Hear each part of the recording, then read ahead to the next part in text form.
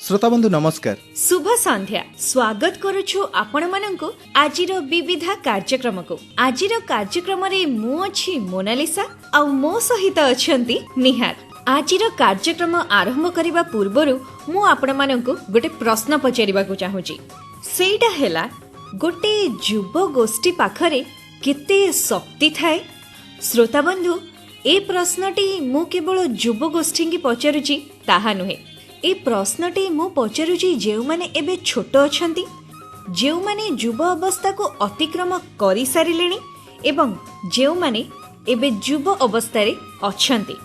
जेउ माने एबे छोट अछंती तांको पई मोर प्रश्न हैला, जेतेबेले आपण माने ए युव अवस्था को आसीबे सेतेबेले आपणकर कोन स्वप्न रहिछि, केउ स्वप्न को आपण पूर्ण करिवे, निज देश निज समाज पई कौन करिवे एवं जेउ माने निजर युव अवस्था अतिक्रम करि सारिछंती सेमानक पई मोर प्रश्न हैला कि आपण माने निजर युव अवस्था रे थिबा शक्ति को उचित व्यवहार करिछंती त निज देश निज समाज पई किछि करि दिखैबार आशा को पूर्ण करिछंती ना।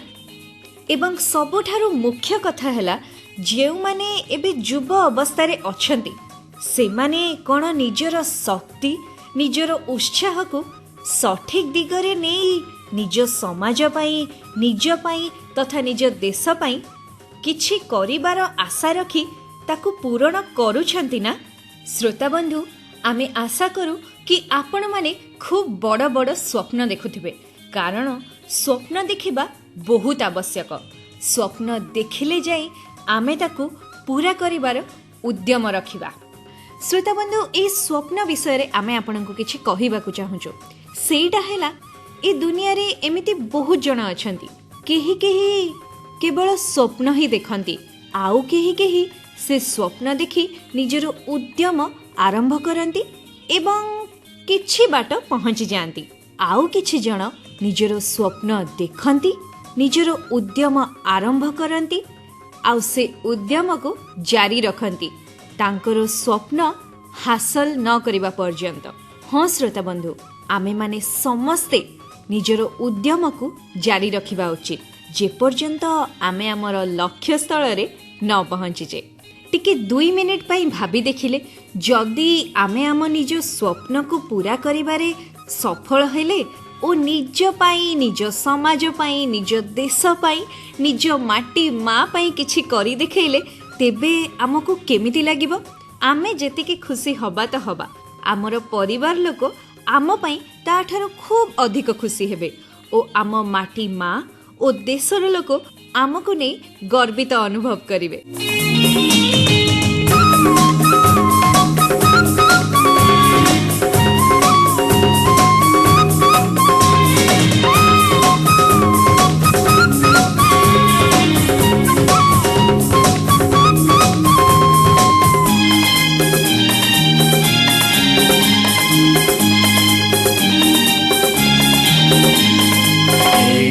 आमो माटी माँ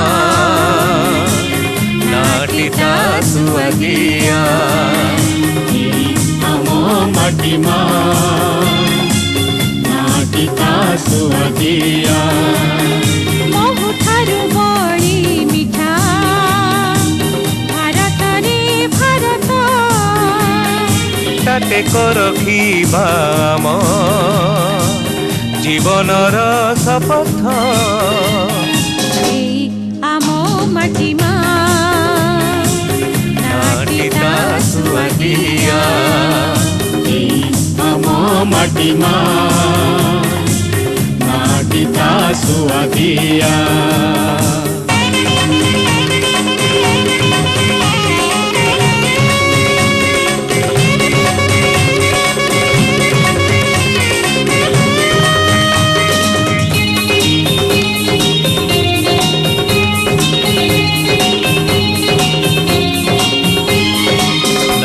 ନଥିବରେ ମହିମଣ୍ଡଳରେ ମୋ ଜନମ ଭୂଇଁ ସରି ନାହିଁ ନଥିବରେ ମହିମଣ୍ଡଳରେ ମୋ ଜନମ ଭୂଇଁ ସାରି ସାରା ଦୁନିଆରେ ସାର ମୋ ଭାରତ ସେଇ ସିନା ତାର ପରି ସାରା ଦୁନିଆରେ ସାରା ମୋ ଭାରତ ସେଇ ସିନା ତାର ପରି ତାର ଅପମାନେ ମୋର ତାତି ଉଠେ ରକତ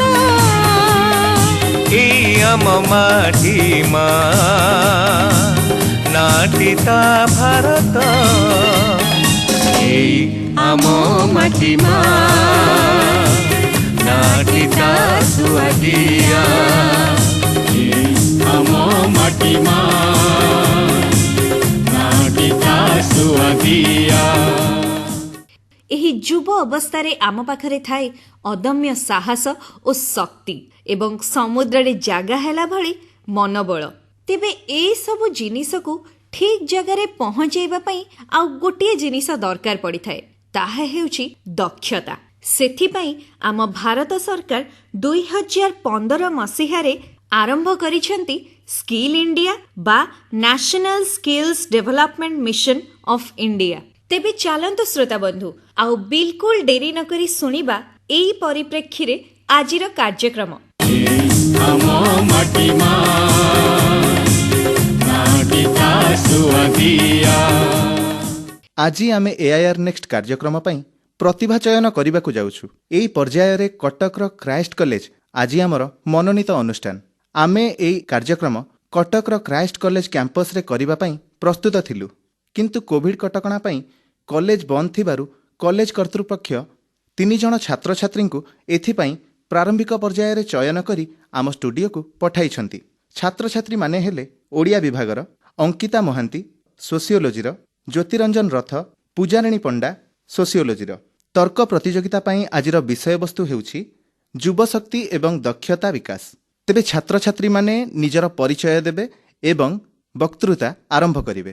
ସମ୍ମାନନୀୟ, ଏଠାରେ ଉପସ୍ଥିତ ଥିବା ମୋର ସମସ୍ତ ପୂଜ୍ୟ ବିଚାରକ ମଣ୍ଡଳୀଙ୍କୁ ମୋର ହୃଦୟରୁ ଭକ୍ତିପୂର୍ଣ୍ଣ ପ୍ରଣାମ ଜ୍ଞାପନ କରୁଛି ଏବଂ ମୋର ଅନ୍ୟ ପ୍ରତିଯୋଗୀଗଣଙ୍କୁ ମୋର ଶୁଭେଚ୍ଛା ପ୍ରଦାନ କରୁଛି।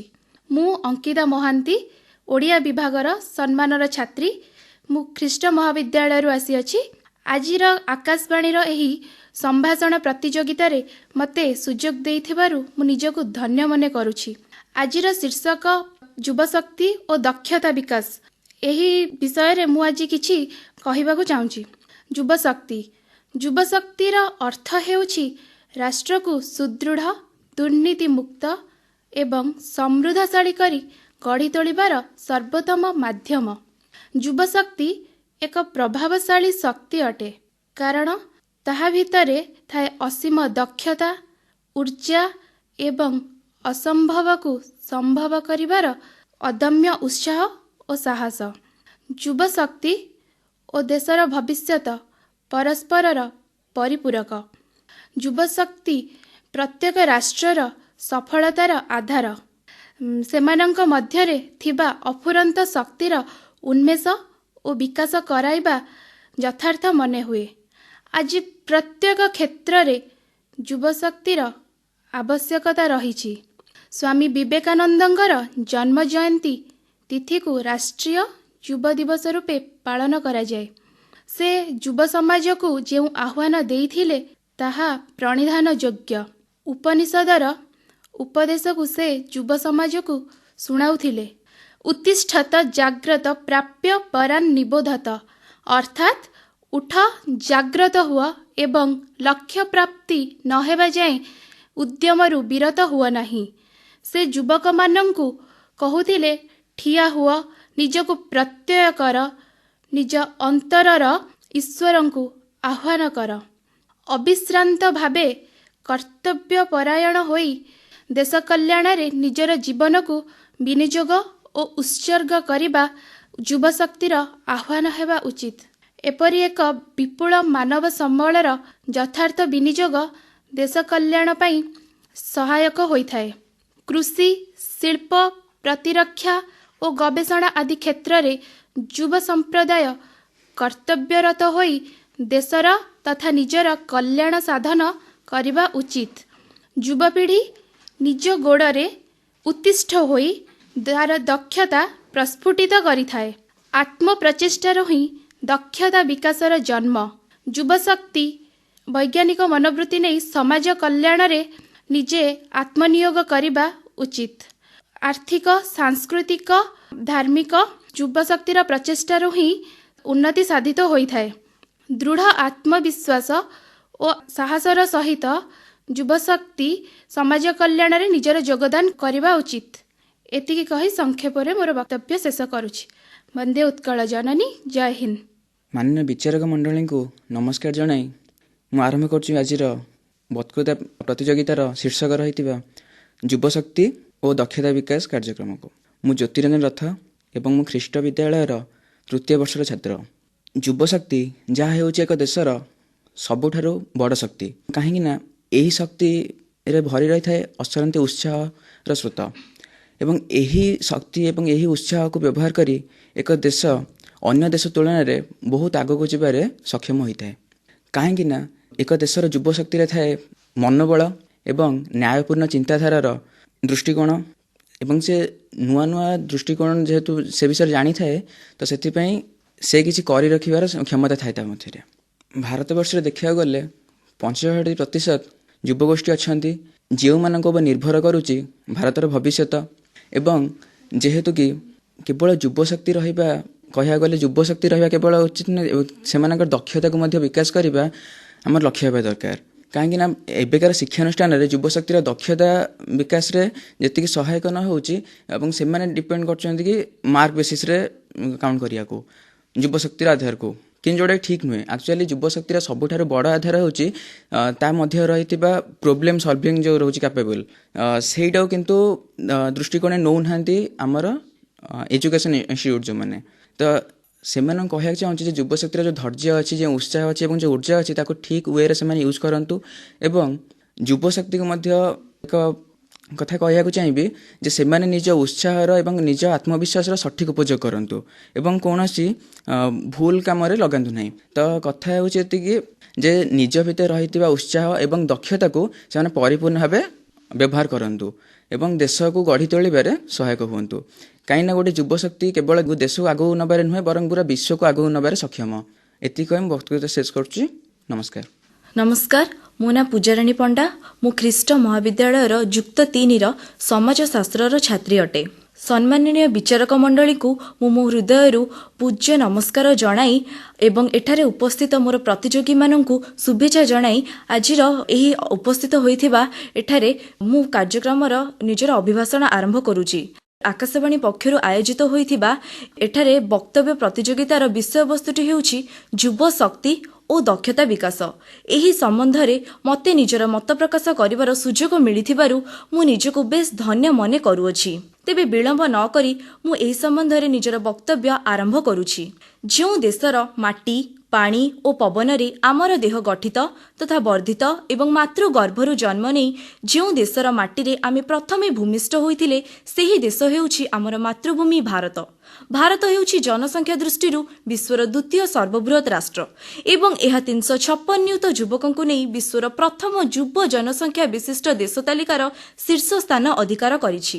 ଭାରତର ଯୁବକଙ୍କ ଆଖିରେ ରହିଛି ବିଜୟର ସ୍ୱପ୍ନ, ମନରେ ତୋଫାନ ସମ ଗତି, ହୃଦୟରେ ପରିବର୍ତ୍ତନର ଉତ୍ସାହ ଓ ଅଦମ୍ୟ ସାହସ ଭରି ରହିଛି। ଯୁବକମାନେ ହେଉଛନ୍ତି ଦେଶ ପାଇଁ ଏକ ବିରାଟ ବଡ଼ ସମ୍ପତ୍ତି।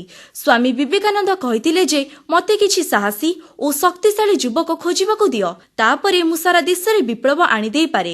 ଏହି ବିବୃତ୍ତିଟି ଆମ ଦେଶ ପାଇଁ ଯୁବକମାନଙ୍କର ଆବଶ୍ୟକତା ଯେ କେତେ ଅଧିକ ତାହା ବେଶ୍ ଅନୁଭବ କରାଇ ପାରୁଛି। ପ୍ରତ୍ୟେକ ଯୁବକ ହାତକୁ ହାତ ମିଳାଇ ଦୃଢ଼ମନା ହୋଇ ଚାଲିଲେ ଆମ ଦେଶରେ ଯୁବଶକ୍ତି ଏକ ଏପରି ବିଶାଳ ଶକ୍ତି ରୂପେ ଗଢ଼ି ଉଠିବ, ଯାହାକି ଆମ ଦେଶକୁ ସଫଳତା ପଥରେ ପଥରେ ଆଗେଇ ନେଇ ଚାଲିବ। ଏଥିପାଇଁ ଯୁବକମାନେ ନିଜ ଗୁଣ ଗାରିମାକୁ ଦକ୍ଷ କରାଇ ନିଜକୁ ଦକ୍ଷବାନ କରିବା ଦରକାର ଓ ଏହି ଦକ୍ଷତାଶାଳୀ ଯୁବଗୋଷ୍ଠୀ ହିଁ ଦେଶକୁ ସମୃଦ୍ଧି ପଥରେ ଆଗେଇ ନେଇ ଚାଲିବ। କିନ୍ତୁ ଦୁଃଖର ବିଷୟ ଏହି ଯେ ବର୍ତ୍ତମାନ ଭାରତରେ ଯୁବଶକ୍ତି ଦୁର୍ବଳ। ଯୁବକମାନେ ନିଜର ଅନ୍ତର୍ନିହିତ ଦକ୍ଷତାକୁ ବିକଶିତ କରିବା ପରିବର୍ତ୍ତେ ଏହାକୁ ନଷ୍ଟ କରିବା ଦିଗରେ ଆଗେଇ ଚାଲିଛନ୍ତି। ଖାଇବା ପିଇବା ମୌଜ ମଜଲିସ୍ ଓ ନାନା କୁକାର୍ଯ୍ୟରେ ଡୁବି ରହି ସେମାନେ ନିଜର ଦକ୍ଷତାକୁ ବର୍ବାଦ କରୁଛନ୍ତି ଏବଂ ସେମାନେ ଭୁଲି ଯାଉଛନ୍ତି ଯେ ବର୍ତ୍ତମାନ କାଗଜ ଡଙ୍ଗାକୁ ଛାଡ଼ିଦେଇ ସମୁଦ୍ରର ଦାୟିତ୍ୱ ନେବାର ସମୟ ଆସିଛି। ଅର୍ଥାତ୍ ବର୍ତ୍ତମାନ ଯେ କେବଳ ସେମାନଙ୍କ ଉପରେ ନିଜ ଘର ପରିବାରର ଦାୟିତ୍ୱ ସୀମିତ ତାହା ନୁହେଁ, ବରଂ ବର୍ତ୍ତମାନ ସେମାନଙ୍କ କାନ୍ଧରେ ନିଜ ଦେଶ ଓ ରାଷ୍ଟ୍ରର ଦାୟିତ୍ୱ ମଧ୍ୟ ନିହିତ। ଆଜି ହୁଏତ ଯୁବକମାନେ ଆମ ଦେଶର ସାଧାରଣ ଅଂଶୀଦାର, କିନ୍ତୁ ଆସନ୍ତାକାଲି ସେମାନେ ଆମର ନେତା ହେବେ ଓ ଆମ ଦେଶର ନେତୃତ୍ୱ ନେବେ। ଏଥିପାଇଁ ସେମାନେ ଦକ୍ଷବାନ ହେବା ଦରକାର। ଆମେ କେଉଁ କ୍ଷେତ୍ରରେ ଅଗ୍ରଗତି ଚାହୁଁଛେ ତାହା ଗୁରୁତ୍ୱପୂର୍ଣ୍ଣ ନୁହେଁ, ମାତ୍ର ଗୁରୁତ୍ୱପୂର୍ଣ୍ଣ ହେଉଛି ଯୁବଶକ୍ତି। ତାହା ବୈଷୟିକ କ୍ଷେତ୍ର ହେଉ ବା କ୍ରୀଡ଼ା କ୍ଷେତ୍ର ହେଉ ବା ଶିକ୍ଷା କ୍ଷେତ୍ର ବା ଅନ୍ୟ ଯେକୌଣସି କ୍ଷେତ୍ର ହେଉ। ସରକାର ଯୁବକମାନଙ୍କର ଦକ୍ଷତା ବିକାଶ ନିମନ୍ତେ ବିଭିନ୍ନ ପ୍ରକାରର ଯୋଜନାମାନ ପ୍ରଣୟନ କରିଛନ୍ତି। ଇଲେକ୍ଟ୍ରୋନିକ୍ସ ଓ ସୂଚନା ପ୍ରଯୁକ୍ତି ବିଦ୍ୟା ମନ୍ତ୍ରାଳୟ ଜରିଆରେ ଅନେକ ଗୁଡ଼ିଏ ଯୁବକମାନଙ୍କୁ ନେଇ ସେମାନଙ୍କୁ ଇଲେକ୍ଟ୍ରୋନିକ୍ସ ଯନ୍ତ୍ରପାତି ସମ୍ବନ୍ଧୀୟ ଜ୍ଞାନ ପ୍ରଦାନ କରୁଛନ୍ତି। ସବୁଜ ଦକ୍ଷତା ବିକାଶ କାର୍ଯ୍ୟକ୍ରମ ଅନୁସାରେ ପ୍ରାୟ 7 ନିୟୁତ ଯୁବକଙ୍କୁ ଏକାଠି କରାଇ ସେମାନଙ୍କୁ ପରିବେଶ, ବନ ବିଭାଗ, ବନ୍ୟଜନ୍ତୁ ଓ ଜଳବାୟୁ ସମ୍ବନ୍ଧରେ ଜ୍ଞାନ ପ୍ରଦାନ କରି ସେମାନଙ୍କର ସବୁଜ ଦକ୍ଷତାକୁ ବିକଶିତ କରୁଛନ୍ତି।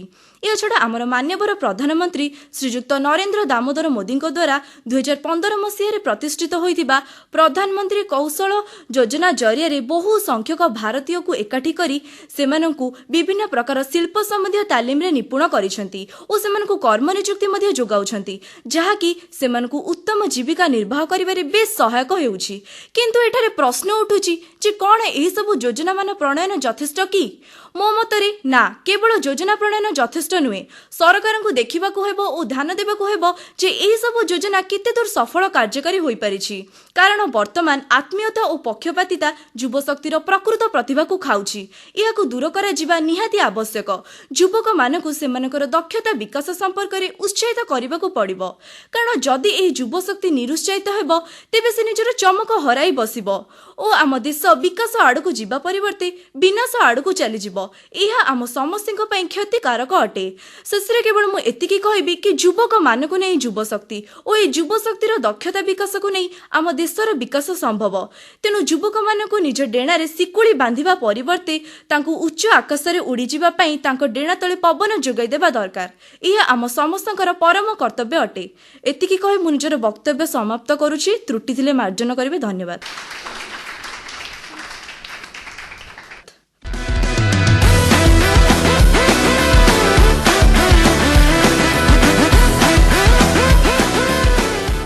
ଆଜିର ଏହି କାର୍ଯ୍ୟକ୍ରମରେ ଆମର 3 ଜଣ ପ୍ରତିଯୋଗୀ କ୍ରାଇଷ୍ଟ କଲେଜ କଟକରୁ ଆସିଥିଲେ। ସେମାନେ ଆପଣମାନେ ଜାଣନ୍ତି ଯେ ବର୍ତ୍ତମାନର ପରିସ୍ଥିତି କରୋନାକୁ ନେଇକରି ଯାହା ସୃଷ୍ଟି ହୋଇଛି, ଏହି ସଙ୍କଟଜନକ ସ୍ଥିତିରେ ଆମେ କ୍ୟାମ୍ପସରେ ଯାଇକରି ଏହି କାର୍ଯ୍ୟକ୍ରମ ପ୍ରସ୍ତୁତ କରିପାରିଲୁ ନାହିଁ। ସେଇଥିପାଇଁ ଏହି କାର୍ଯ୍ୟକ୍ରମକୁ ଆମେ ଷ୍ଟୁଡିଓରେ କରିବା ପାଇଁ ବାଧ୍ୟ ହେଲୁ। ତେବେ ଯୁବଶକ୍ତି ଦକ୍ଷତା ବିକାଶ ଏଇ ଯେଉଁ ବିଷୟବସ୍ତୁକୁ ନେଇକରି ଆମର 3 ଜଣ ପ୍ରତିଯୋଗୀ କହିଲେ, ସେମାନଙ୍କ ଭିତରୁ କହି ରଖେ ଏଇଟା ଗୋଟେ ପ୍ରତିଯୋଗିତା ନୁହଁ, ଏୟାର ନେକ୍ସଟ କାର୍ଯ୍ୟକ୍ରମ ଯୋଉଟାକି ଆମର ଆକାଶବାଣୀ ତରଫରୁ ସମଗ୍ର ଭାରତ ବର୍ଷରେ ଚାଲିଛି। ଏହି କାର୍ଯ୍ୟକ୍ରମ ଏହି କାର୍ଯ୍ୟକ୍ରମର ଗୋଟେ ଅଂଶ ବିଶେଷ ହେଉଛି ଏଇ ଯେଉଁ ବକ୍ତୃତା ପ୍ରତିଯୋଗିତା।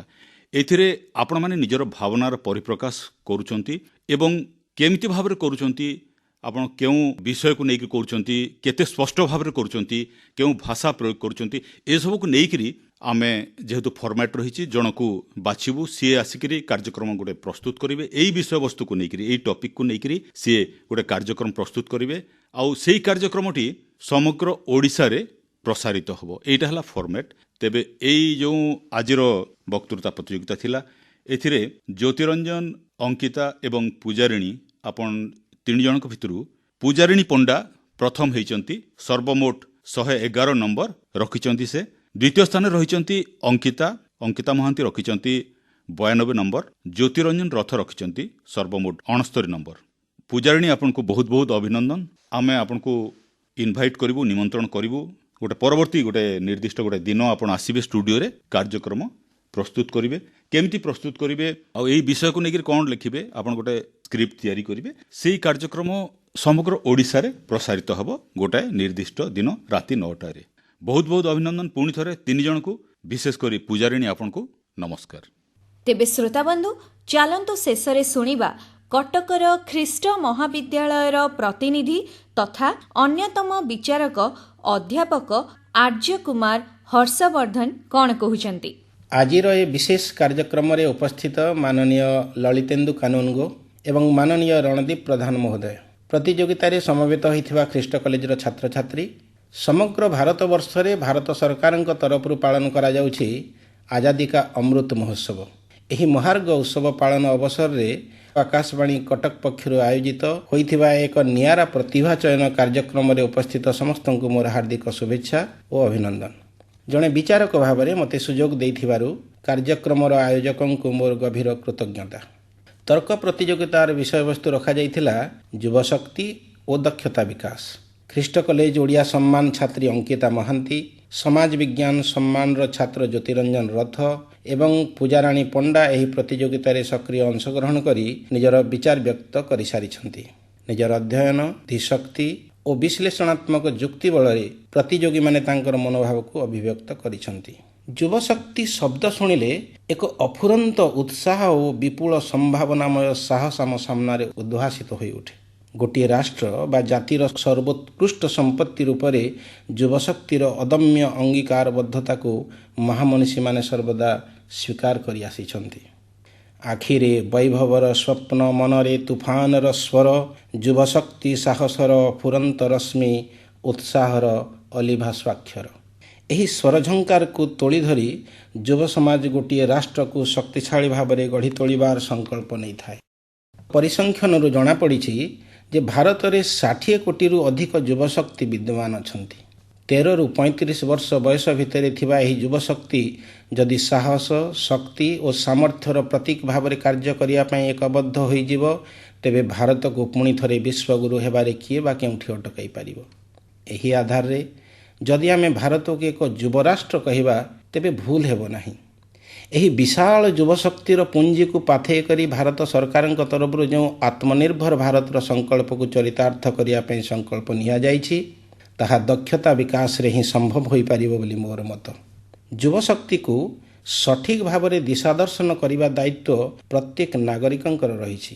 ପିତାମାତାଙ୍କ ଠାରୁ ଆରମ୍ଭ କରି ଶିକ୍ଷକ ଶିକ୍ଷୟିତ୍ରୀ ପର୍ଯ୍ୟନ୍ତ, ଅଫିସ କର୍ମଚାରୀଙ୍କ ଠାରୁ ରାଜନେତା ପର୍ଯ୍ୟନ୍ତ, ବୁଦ୍ଧିଜୀବୀଙ୍କ ଠାରୁ ସମାଜସେବୀ ପର୍ଯ୍ୟନ୍ତ ଏବଂ ସର୍ବୋପରି ସାଧକଙ୍କ ଠାରୁ ମହାମନୀଷୀଙ୍କ ପର୍ଯ୍ୟନ୍ତ ସମସ୍ତେ ଯଦି ଏକୀଭୂତ ସଂକଳ୍ପନାରେ ଯୁବ ସମାଜକୁ ଉଚିତ ମାର୍ଗଦର୍ଶନ ଦେବେ, ତେବେ ବିଶାଳ ଯୁବଶକ୍ତିର ଉପଯୋଗ ରାଷ୍ଟ୍ରର ଉତ୍ଥାନ ଦିଗରେ ଅଗ୍ରସର ହେବ, ଏଥିରେ ତିଳେମାତ୍ର ସନ୍ଦେହ ନାହିଁ। ଇତିହାସର ପୃଷ୍ଠାରେ ଏମିତି ଅନେକ ଯୁବ ପ୍ରତିଭା ଆମ ଆଗରେ ଏକ ପ୍ରେରଣା ସ୍ତମ୍ଭ ଭାବରେ ଅଲିଭା ସ୍ୱାକ୍ଷର ଛାଡ଼ି ଯାଇଛନ୍ତି। ସ୍ୱତନ୍ତ୍ରତା ସଂଗ୍ରାମର ବୀରପୁଙ୍ଗବ ସେନାନୀଙ୍କ ଭିତରେ ମଙ୍ଗଳ ପାଣ୍ଡେ, ରାଣୀ ଲକ୍ଷ୍ମୀବାଇ, ଭଗତ ସିଂ, ସୁଭାଷ ଚନ୍ଦ୍ର ବୋଷ, ଚନ୍ଦ୍ରଶେଖର ଆଜାଦ, ଅଶଫାକ ଉଲ୍ଲା ଖାଁ, ରାମପ୍ରସାଦ ବିସ୍ମିଲ, ଖୁଦିରାମ ବୋଷଙ୍କ ଅମର ବଳିଦାନ ଆମର ଚିର ପ୍ରେରଣାର ଉତ୍ସ ଭାବରେ ଚିରଭାସ୍ୱର ହୋଇ ରହି ଆସିଛନ୍ତି। ସ୍ୱତନ୍ତ୍ର ଭାରତର ସୈନ୍ୟ ଶକ୍ତିର ମୁଖ୍ୟ ଆଧାର ହେଉଛି ଯୁବ ପ୍ରାଣ ଚେତନା। ସେଥିପାଇଁ ତ ଭାରତର ଶତ୍ରୁ ଦେଶମାନେ ଭାରତର ସାର୍ବଭୌମତ୍ୱ ଉପରେ ଆଞ୍ଚ ଆଣିବାକୁ ସାହସ ସୁଦ୍ଧା କରୁନାହାନ୍ତି। ଆଜି ଶିକ୍ଷା କ୍ଷେତ୍ରରେ, କଳା ସୃଜନ କ୍ଷେତ୍ରରେ, ବୈଜ୍ଞାନିକ ଆବିଷ୍କାର ଓ ଆର୍ଥିକ ବିକାଶ କ୍ଷେତ୍ରରେ ଯୁବ ସମାଜର ଯେଉଁଭଳି ତତ୍ପରତା ଓ ଉଦ୍ୟମର ଝଲକ ଆମେ ଦେଖିବାକୁ ପାଉଛୁ, ତାହା ଆଗାମୀ ଦିନର ସୁନେଲି ସ୍ୱପ୍ନ ସାକାର ଦିଗରେ ଏକ ବଳିଷ୍ଠ ପଦକ୍ଷେପ। କ୍ରୀଡ଼ା କ୍ଷେତ୍ରରେ ଯୁବଶକ୍ତିର ପ୍ରତିଭାଦୀପ୍ତ ପ୍ରଦର୍ଶନ ପାଇଁ ଆଜି ଭାରତ ସମଗ୍ର ବିଶ୍ୱରେ ପରିଚିତ। ଭାରତବର୍ଷରୁ ଗରିବୀ, ବେକାରୀ ସମସ୍ୟା ଓ ଭ୍ରଷ୍ଟାଚାରକୁ ହଟାଇବା ଦିଗରେ ଯୁବ ସମାଜର ଚେତନାରେ ଯେପର୍ଯ୍ୟନ୍ତ ଦୃଢ଼ ସଂକଳ୍ପ ସଂସ୍ଥାପିତ ହୋଇନାହିଁ, ସେ ପର୍ଯ୍ୟନ୍ତ ନିରନ୍ତର ପ୍ରୟାସର ଆବଶ୍ୟକତା ରହିଛି। ଆଜିର ଏହି ଶୁଭ ମୁହୂର୍ତ୍ତରେ ଯୁବ ସମାଜ ଶୁଭ ସଂକଳ୍ପ ନେବା ଉଚିତ ଯେ ତା ପାଖରେ ଥିବା ଶକ୍ତିର ଯେପରି ଅପଚୟ ନ ହେଉ। ଦେଶ ଜାତିର ଉନ୍ନତି ଦିଗରେ ଯୁବ ସମାଜର ଉତ୍ତରଦାୟିତ୍ୱ ସମ୍ପର୍କରେ ସେ ସଚେତନ ରହୁ। ନିଜର ଚାରିତ୍ରିକ ସ୍ୱଚ୍ଛତା ଓ ଧୀଶକ୍ତି ବଳରେ ସେ ଅସମ୍ଭବ କାର୍ଯ୍ୟକୁ ମଧ୍ୟ ସମ୍ଭବ କରିବାର କ୍ଷମତା ରଖେ। ଏହି ଭାବଧାରାକୁ ସେ ଯେମିତି ବିଚ୍ୟୁତ ନ ହେଉ। ଆକାଶର ଅସୀମ ସମ୍ଭାବନା ଭିତରେ ଯୁବଶକ୍ତିର ଅଭ୍ୟୁଦୟ ସୂର୍ଯ୍ୟ ସମାନ ଚାରିଦିଗକୁ କିରଣର ସ୍ୱପ୍ନ ରେଣୁ ବିଚ୍ଛୁରିତ କରିଦେବ। ଏହି ଆଶା ଓ ବିଶ୍ୱାସ ପ୍ରତ୍ୟେକ ଭାରତୀୟଙ୍କ ମନରେ ଦୃଢ଼ୀଭୂତ ହେଉ। आकाशवाणी कटक तरफ ए प्रकार प्रतिभा चयनर परंपरा आगामी दिन में अनेक युवा प्रतिभा को योगक्षम करने सह दक्षता प्रतिपादन और विकास दिगरे एक महत्तर कार्य भाव में विवेचित होब बोली मोर आशा और विश्वास। कवि भाषा युव शक्ति युव प्राण युव युव जाज्ञिक चेतना जगतर सर्वांगरे खेली जाऊ भारत भावना। युव शक्ति युव प्राण युव युव जाज्ञिक चेतना जगतर सर्वांगरे खेली जाऊ भारत भावना। उठ जाग हे युव चेतना खेली जाऊ चतुर्दिगे युग संकल्पना। खेली जाऊ चतुर्दिगे युव संकल्पना। श्रोता बंधु आजिर कार्यक्रम परे मु आउ निहार निजको तथा निज देशको आगे नेबा पई कार्य आरंभ करिदेबा ना कौन कौच निहार? अरे निहार निहार तो एबे एठी थिले। श्रोता बंधु मते तो लागुछि निहार निजर कर्मठ जीवन आरंभ करि सारिलेणी। तेबे आजि तो समय हेई गलाणी आजिर कार्यक्रम को एठी रखिबा। आजिर कार्यक्रम रे मु थिली मोनालिसा आउ मो सहित थिले निहार। रोहुछु नमस्कार। प्राण गले जाऊ देह गले जाऊ प्राण गले जाऊ सबु गले जाऊ आह सबु गले जाऊ देशकू न भूलाऊ